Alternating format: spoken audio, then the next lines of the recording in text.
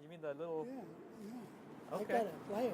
So they It still. shows the address, the two plays with Flores, and he mixes that up.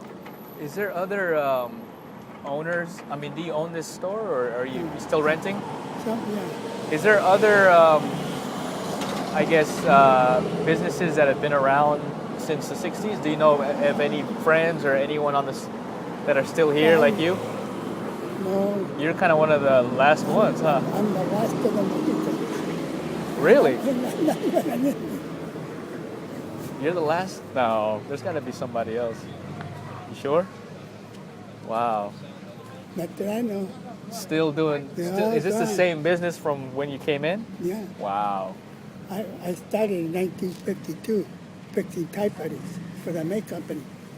And then I went to trade school every night to learn photometers, adding machines, cash registers. I went to the factories on my vacation. I scrambled and learned real good. Then I opened up my business. Hours. Then my son started growing up and I started teaching him how to fix typewriters. Is he still here? Yeah.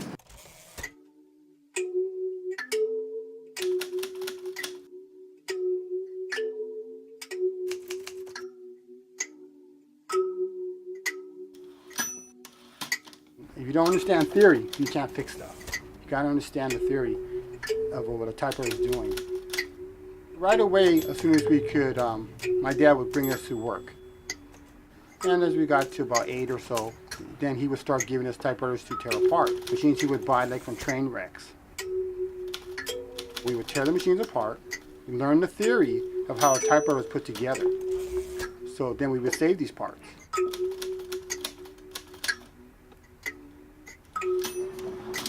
We've been in 3 stores here in Highland Park. I can remember the one that was closest to the post office over here in the 5900 block. From that store we moved to 5566, which is now the Florio's Pizza place. And then we came to this store around in the 80s. I think it was 83, and we've been in this location since. This is actually our 50th anniversary, May of 2012. My dad opened the company back in May of 1962. I was then born in December of 1962. So I was born into this industry. All right, thanks, man. All right, I'll give you a call a little later. Okay, Thank you, sir. take your time on it. I will. All right, thank you. There used to be thousands of us. You're probably down to 100, if there's that many around here. And how many of them have been around since the 60s? You know, some people say, oh, I got 10 years, 15 years experience. You know, I have tools older than that. My toolkit's older than that.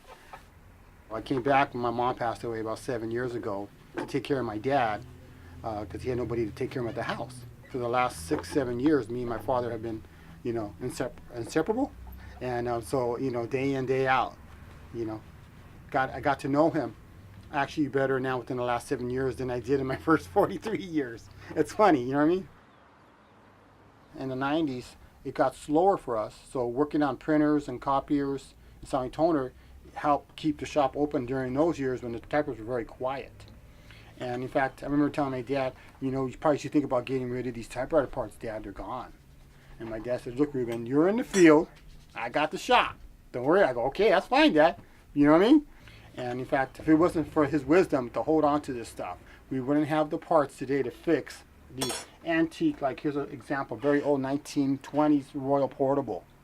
And we do have like escapements and stuff that you wouldn't be able to find, but if patience, we usually find a part.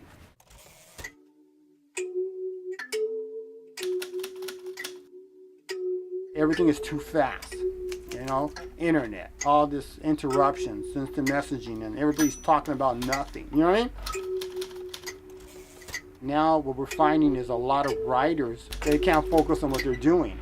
So they go, I got a typewriter, I'm gonna write. I just appreciate that it's a lost art that has been revived. For people to be going back to these old machines, it's mind-boggling. You know what I mean? So it's like, great, I learned something that's still needed, so I don't feel obsolete. I don't feel obsolete before because I did go on to the new stuff. But my dad was an old typewriter man. So for him, I might get emotional, for him to see this again in his life, just is great, you know what I mean?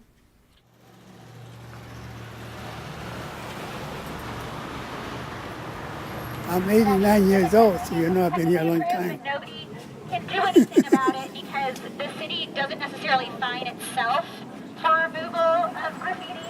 And You remember when this was a Sunbeam Theater? Say that again? The Sunbeam Theater. No. Yeah, I have a picture of it. Mm.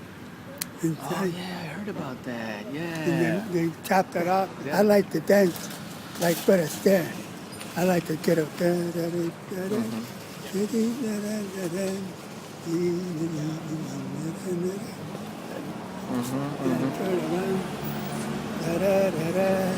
I used to have an ad, a trailer.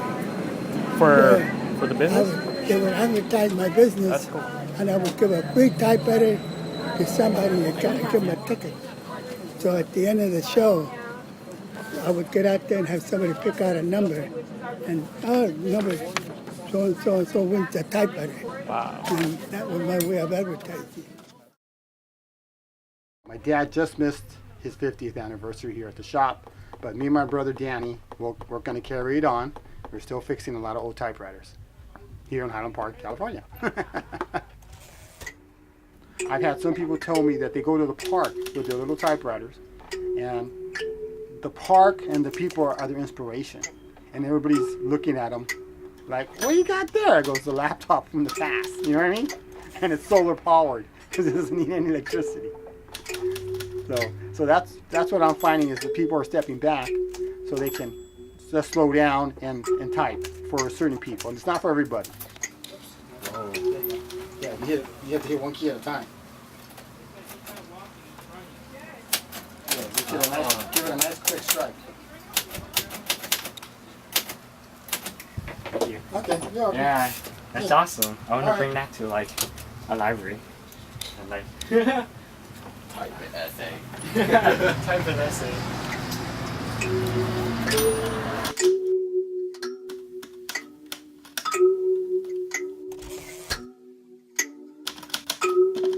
My name is Jesse Flores, and I'm here in the building for almost 30 years.